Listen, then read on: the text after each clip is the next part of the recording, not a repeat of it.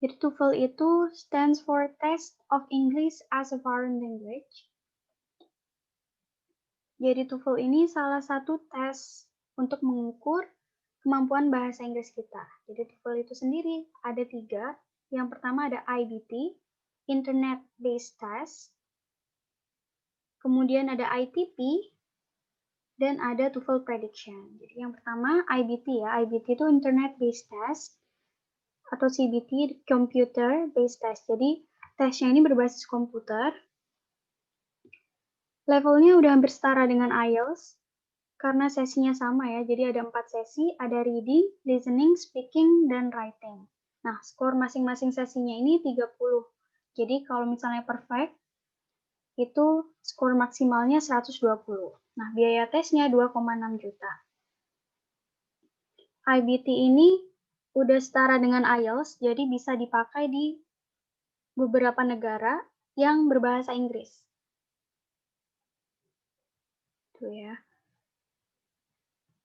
Yang membedakan cuma accent-nya. Jadi kalau TOEFL IBT ini pakai American accent, kalau IELTS kita pakai British accent. Kemudian ada TOEFL ITP. Nah, ITP ini Institutional Testing Program. Jadi berlaku untuk institusi atau negara tertentu. Tapi ini yang paling banyak diambil, yang lebih sering kita ambil ya. Karena ini bisa digunakan untuk aplikasi kerja, kuliah, atau beasiswa. Nah, TOEFL ITP ini paper-based test, jadi tesnya langsung. Atau bisa juga CBT, computer-based test, sekarang udah bisa online.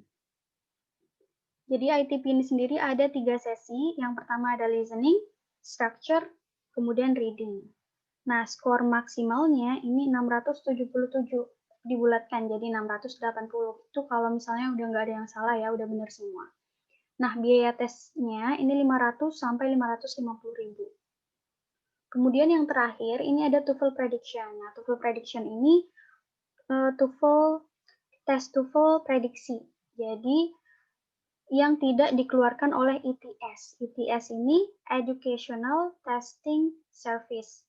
Jadi semua English Proficiency Test ya, semua tes kemampuan bahasa Inggris yang dikeluarkan oleh ETS ini resmi. Gitu. Jadi di sertifikatnya nanti ada logo ETS. Berarti dia resmi ya, bisa dipakai. Lebih verified. Kalau prediction ini cuma untuk mengukur kemampuan misalnya sebelum real test, nah kita bisa ambil prediction test. Kemudian, nah kita akan ngomongin tentang TOEFL ITP ya, yang paling sering diambil. Jadi TOEFL ITP ini terdiri dari 3 sesi. Ya, sesi yang pertama ini listening. Listeningnya ada 50 soal, waktu pengerjaannya 35 menit. Nah, di listening ini ada part A, part B, sama part C.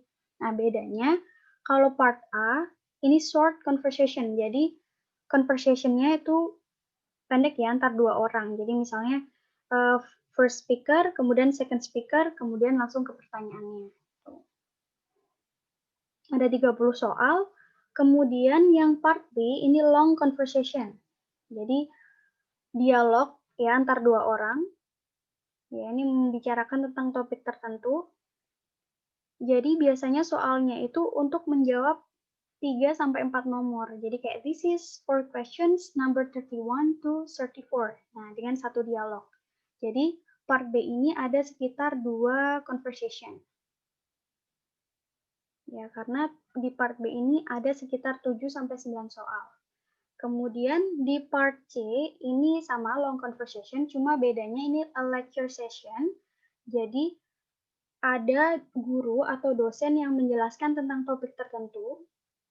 Ya, kemudian sama. Jadi contoh soalnya seperti misalnya this is for questions number 38 to 41 gitu. Jadi satu dialog itu menjawab 4 sampai 5 nomor. Tuh, jadi sama. Jadi di situ di part C itu terdapat sekitar 11 sampai 13 soal. Jadi ada sekitar 2 sampai 3 conversation ya. Kemudian, nah, yang kedua ini adalah sesi structure. Nah, sesi structure ini ada 40 soal. Terdiri dari 15 multiple choice dan 25 error analysis. Waktu pengerjaannya 40 soal tadi itu 25 menit. Jadi ini contoh soal yang multiple choice. Sama ya, jadi nanti kita kayak fill in the blank, jadi ngisi apa yang missing di situ. Misalnya di sini, oh di sini kebutuhannya noun, atau subjeknya, atau verb-nya gitu. Jadi ngisi yang dibutuhkan. Kemudian untuk yang error analysis itu nanti ada seperti ini ya. Nah, jadi ada underline seperti ini di A, B, C, D. Ini kita cari yang salah. Jadi cari yang error ya.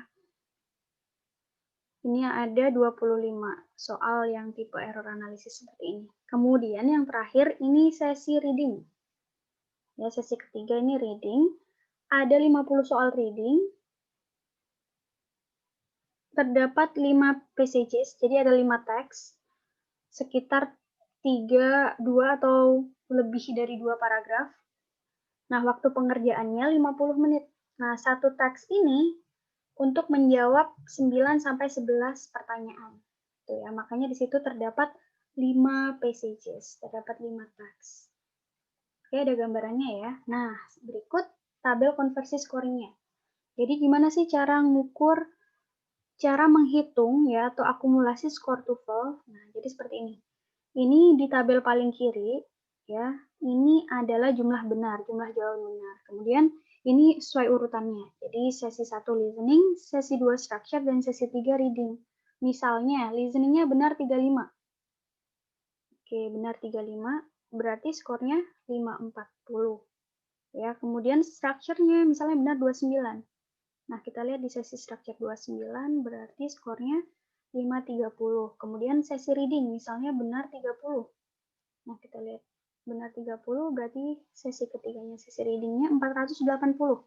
Nah, ini dijumlahkan semua kemudian dibagi 3. Jadi skor TOEFL-nya 516. Seperti itu cara menghitung skor TOEFL ya.